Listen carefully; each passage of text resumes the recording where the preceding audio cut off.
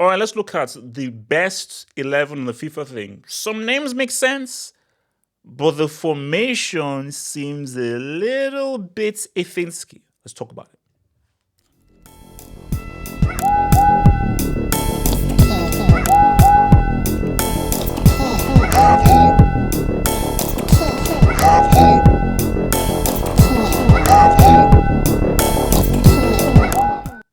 So let's pull this up, man. So before I start, man, can I just say that Mark Ogden on ESPN FC, Mark Ogden on ESPN FC, this clown opened his filthy, rotten, stinking mouth and said that he would still take Foden over Bellingham. I'll say that again. Mark Ogden, who said that Bellingham was good in the first half of the season, but not so good in the second half of the season, and still take Foden. A man who literally ghosted at a Euros tournament. Because it's true. Bellingham was not so good in the second half, but that first half was astronomical. And what he did in two Classicos. And despite England being trash, are we going to forget him scoring in the opening game, the winning goal in the opening game against Serbia? Are we going to forget his overhead kick to save England from total embarrassment? And are we going to forget his assist to Cole Palmer in the final and him being the best player in the final and him literally coloing and doing a colo through Rodri's legs in that game? Whereas for Foden, what did he do? I told you, the Foden protection is insane. So let's look at this. So, Martinez, do we agree? Yeah.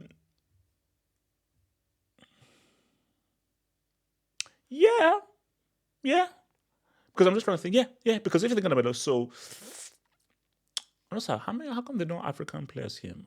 Is it racism? Like, okay, look, we'll get that afterwards. So yeah, look, Martinez, yeah, I'll give you for that, man. You know, him as being a keeper. So I think that says Saliba. I left. Which listen, we see. I think these positions do not make any sense. Ruben Diaz, because I think it's City winning. It's City winning. It's City winning the league. So you might just say City winning the league tax. Okay, all right, I suppose. Rudiger for sure, 100% for sure. Carvajal for sure. Salib. Okay. Because people say, would you do with Saliba and Gabriel both in there? But maybe just them winning tax. The midfield, cool. But let's talk about that midfield there. Now, obviously, you probably want Bellingham to be up there, but Toni Kroos, okay. Based on Real Madrid winning the UCL and how good he was for helping Real win the UCL, okay, fine. Although he wasn't that great at the Euros. And this is what I always said for Rodri. He was great for Man City. Good. Rodri was not Spain's best midfielder. I told you, Fabi. So for me, I want to say this makes sense based on the league. But I have to repeat it again. The best midfielder for Spain was Fabian Ruiz. So in that midfield, let's forget the attackers and defenders.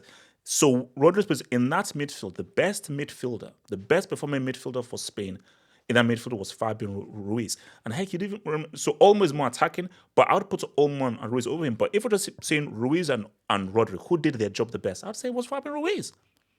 So, but yeah, Rodri in there. Bellingham, boom.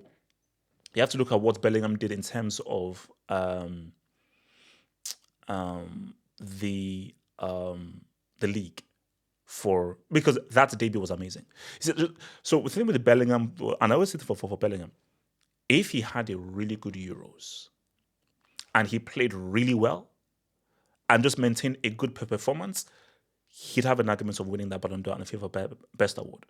You know, because I just think that, so if he just carried that his clutch form and his performance to England, and maybe England were just a little bit better, even if he lost that final, I think he'd have a great shot of actually winning the award, just based on just what he did for Real, and if it was better. Just that his performance was so low in the Euros, which shocked me based on just how much I repped him, based on how well he was for and Real Madrid. I was like, okay, man, come on, do your damn thing, man. So yeah, and then we look at that front three. You have to have Vini. You've got to have Yamal, and you have to have HAALAND in there. But the thing though is that how do I get Lookman up in this piece? How do I get so okay? So okay, like, my Lookman agenda is really just what he did in the Europa League final, just how he helped Atlanta in the Europa League. But I just think that he's put it this way: I can't put Lookman ahead of Vini. I can't. I can't put him ahead of Yamal. I can't. But really, his position is that left side position, and I could put him ahead of Vini. As good as what he did in the Europa League, and as good as he was at half, people don't like me saying this, and just bear with me when I try and make this. So we'd say that Vini was better than Lookman, like league wise, club wise. So it was better. Not by super, but was better. But remember, Vinny was injured for a large part of that time. So my thing is, hold on, let me just hold up Serie table.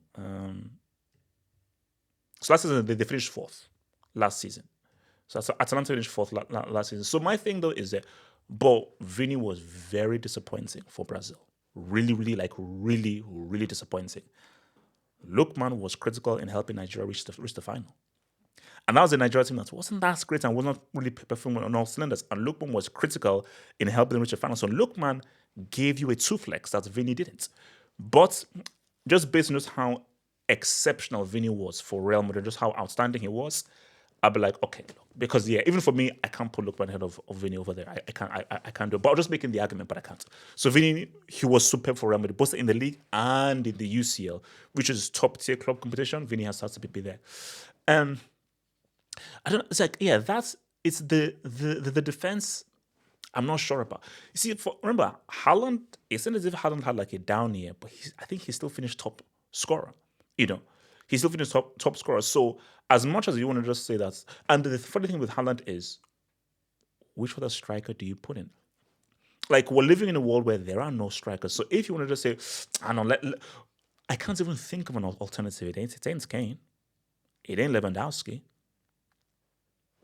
Who else is there?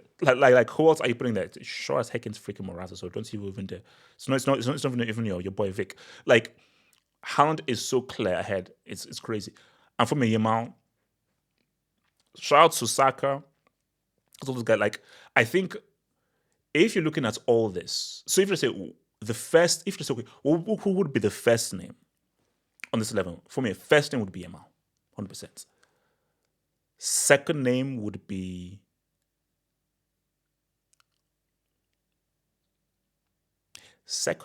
Carvajal. Like we're just saying, okay, first name would be Yamal, second name would be Carvajal, third would be third would be Vini. Third would be Vini. Then you've got Bellingham and Rudiger. Just in terms of just players' consistency. And also, I like that two players. Because again, this is the thing for Yamal, and I'll say that and I'll say it again. If Araujo doesn't get sent off, Barca beats Dortmund, Barca beats PSG, and we have a UCL El Clasico final. And I think maybe whether Barca win or lose, I feel if that happens, we could have had an alternate timeline where Yamal could have won that freaking award. He could have maybe just sneaked in and won that damn award because just what's harmed because again Yamal was one of the best players that, in my opinion, he was the best player at the Euros. So no, what I've done, he was the best player at the Euros, the player that's really the star of those Euros was Yamal. And then you could maybe say Nico Williams, maybe throw in an but Yamal, he was the star. So imagine him being the star of the Euros and helping Barca get to a UCL final. And imagine if they F run and actually won that, Lord in heaven, that hunger would have been insane if they won that. So yeah, I mean, but I mean, so I think the biggest question I have was that could he have another name over Toni Kroos? See, the issue with the Toni Kroos thing is, again, you look at but do you know what's so wild though? No, there's not a single African name here. This is so no Asian name, no North American, no African name, but it's like like because for me the big African name is Lookman. Where do you put him? For a big Asian name, then gets tricky. North American, let's stop it, bro. Let's stop it. It's not gonna happen. It's like, I mean, what are you gonna put? Where are you gonna put Kubo? You know, it's not happening, bro. On Mitoma. But yeah, I think this is cool. I think that's fine. I mean, how this team would do Saliba on the left, I don't know how that would work. I think the defense is fine. The midfield, I don't like that midfield. It's functional, but I think that midfield could get through. That's a pretty good attack. That's a pretty good attack because you have Vini and you have Yamal's amazing creativity, and you have Vini's goal scoring and creativity also. I think so. Basically, remember Haaland is suffering right now, but Haaland, you have two creators. You have two goal scoring creators either side of you. So I think Haaland could cook, and especially if they now play a free flowing attacking game rather than that bomb ass tiki taka nonsense that Pep is doing. I think they could cook. I just feel that I'm not a big fan of Ruben Diaz now. I think this team's weakest point is the defense. I think Rudiger and Carvajal are cool. Saliba on left back. I would rather have Saliba with Rudiger, take Diaz out, and have a proper left back in there. So I don't know whether you want to put in, put in Alphonso Davies. So I don't know what left back you would put in there to say what's up. But I think I want to swap Diaz with Saliba. Now, Saliba, Rudiger, super strong. They'd have a left back in place of Ruben Diaz on that left. And I said, oh, fine. You may say, okay, I want to put Couture in there, but I think Emi Martinez is fine. You see, okay, here's the thing, though. Okay. Let's talk about it. Shouldn't you put Couture in there over Emi Martinez? So Emi Martinez, I think he's in there due to Copa America. But let's keep it a stack. A, for keeping it real. I forgot injuries. Yeah, I was thinking of the 2022. Couture was injured. So Couture was injured for most of the season. He only came in last part of the season, played the final, and he wasn't at the Euros for Belgium. So So Emi Martinez, okay, fine. That's fine. Because I don't think there was any other outstanding keeper during the league season. Emi Martinez, he was solid for Villa, and he was outstanding and super again for Argentina for their Copa America dub. Sorry.